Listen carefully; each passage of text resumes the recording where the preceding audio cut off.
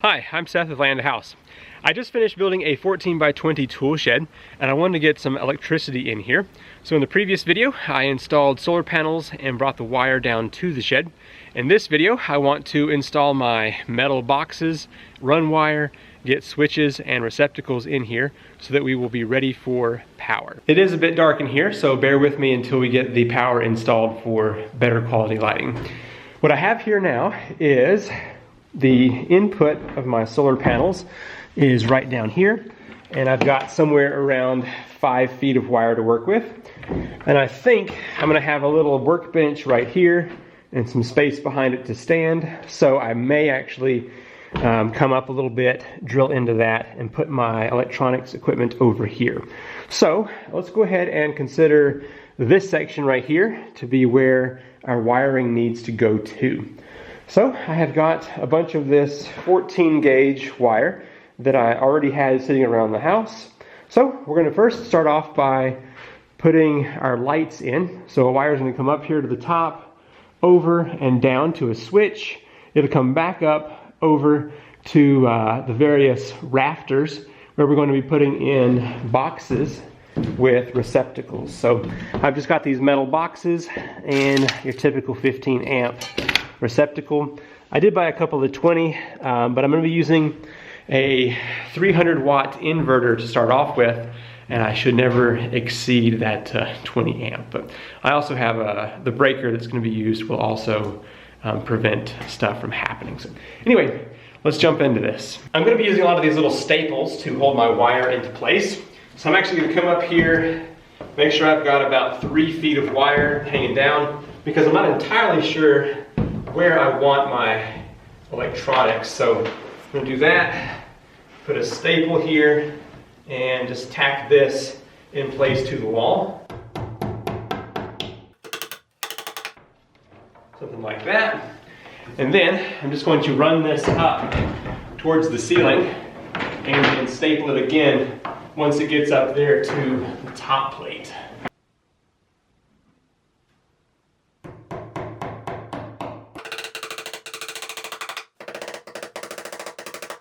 That first wire has been run along the top here, makes this corner, and then comes down to this point right here. Now I'm going to take one of these metal boxes and I'm going to place it right here using a couple of these 1.5 inch screws just to sink this into the wood.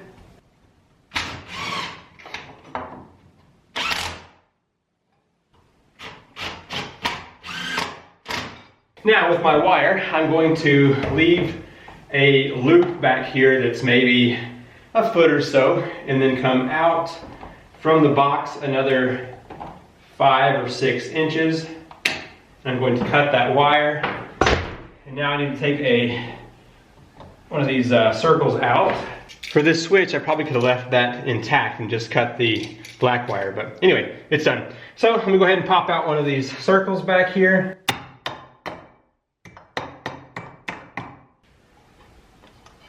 Something like that. Get my wire stuck down in there. I'm gonna take my knife and cut back some of this sheathing here.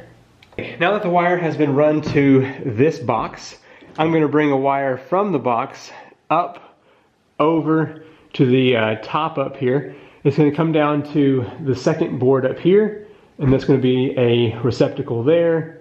It's gonna go up, over, skip one to this one, up, over, skip one to that one. So I'm gonna have 3 receptacles that will be able to have 3 different lights.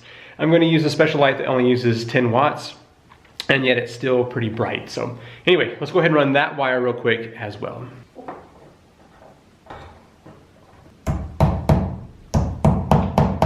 I have my wire run up here. I'm gonna tack it down to this truss up here, and then I believe right here in the middle, I'm gonna put my box so that my receptacle can be here.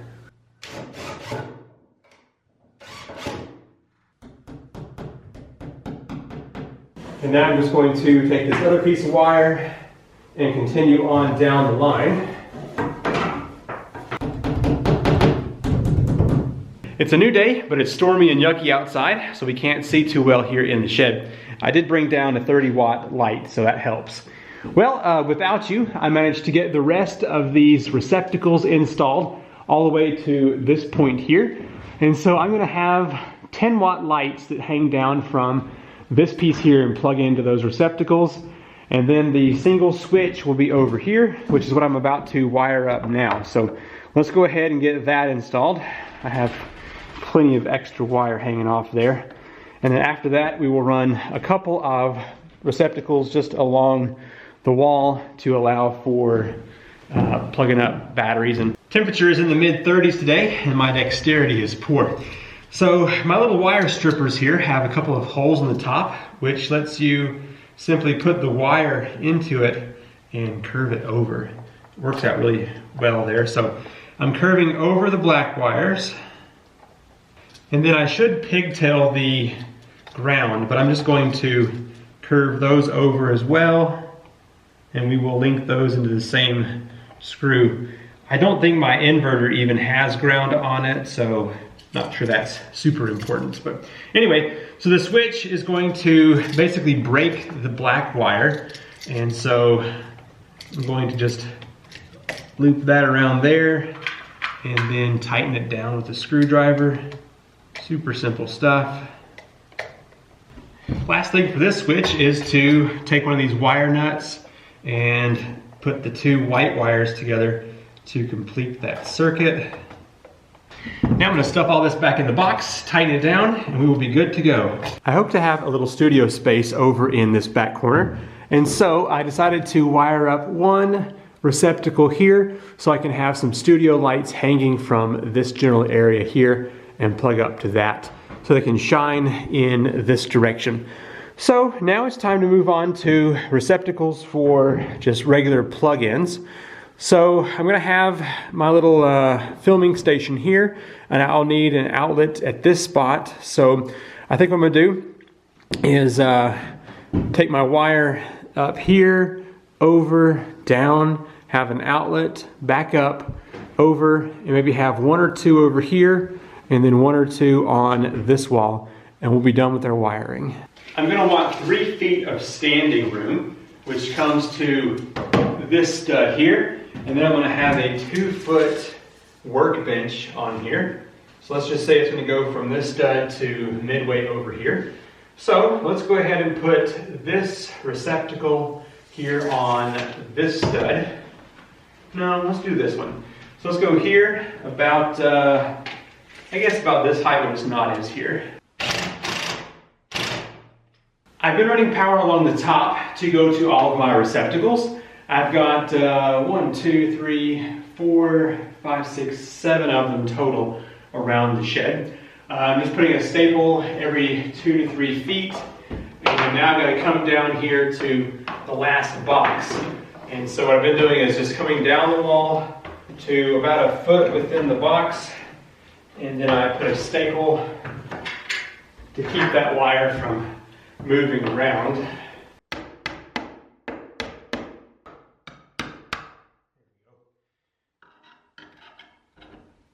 And now I'm just backing the wire up enough that it has a bit of a loop here where it comes through the box. And I just cut that. This is the end of the run, so should have plenty there to come out of that box. I decided to go ahead and move in the 4-wheeler and lawnmower since it's warm enough out to get the lawnmower cranked up. Kind of limits our space to work with in here, but it's gonna be okay. So, moving backwards, I've got the last receptacle wire over here. Goes up to the top, down to this one, and back, down to that one, and back. And then I've got one up here above the door, one over here by the light switch, and then we've got the one over here, and then the one that's going to be over here next to my future little studio space. And then everything is going to come down to right here where the electronics are going to be. I'm happy to say that those are coming in. We've got the breaker, a switch, a couple of plugs, got my battery in, inverter, and then the ridiculously expensive charge controller there. That one I already had from a different project, so we'll be using a Midnight Classic 150. Much overkill for this project, but anyway, Now I have to go through here and add all of the receptacles in each one of these boxes. In case you couldn't tell by now, I am no professional, so do this at your own risk. So this is going to be the easy box with the single wire. I'm just going to come up here a couple of inches below the end and cut off some of the sheathing. Now this is ground contact wire, and it is more difficult to work with than typical Romex. What I'm doing is just kind of cutting a round there, and then I'm going to cut down the middle to hopefully get this thing off of here.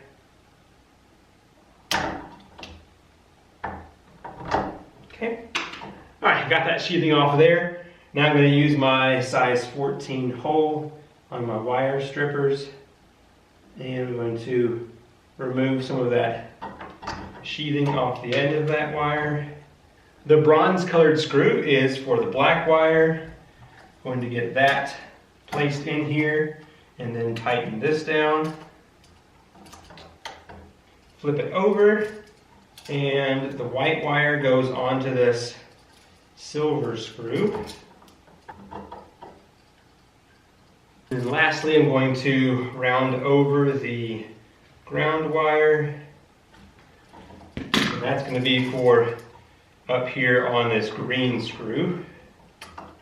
Now I'm going to push this back into the box and get it tightened down.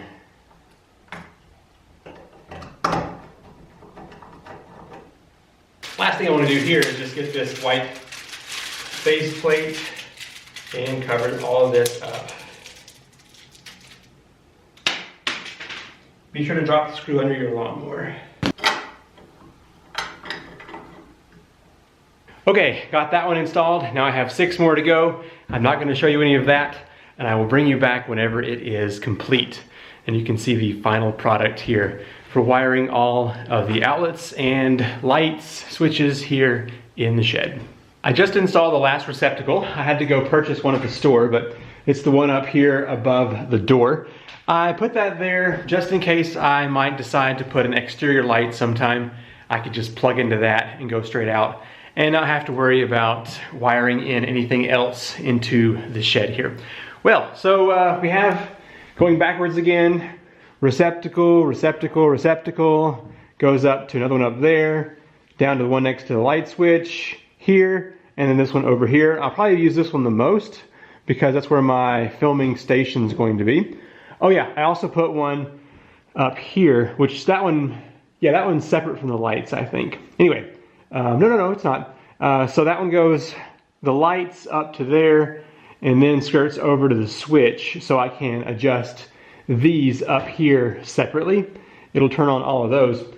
And I'll be installing one of these Sansi 10-watt lights, which I'll get into that in a different video. But anyway, that concludes this part of the off-grid power into the shed series.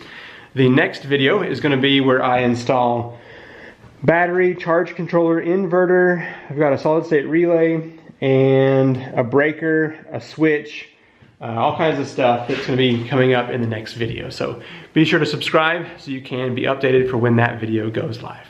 Thanks for watching, and I will see you in the next video. Bye.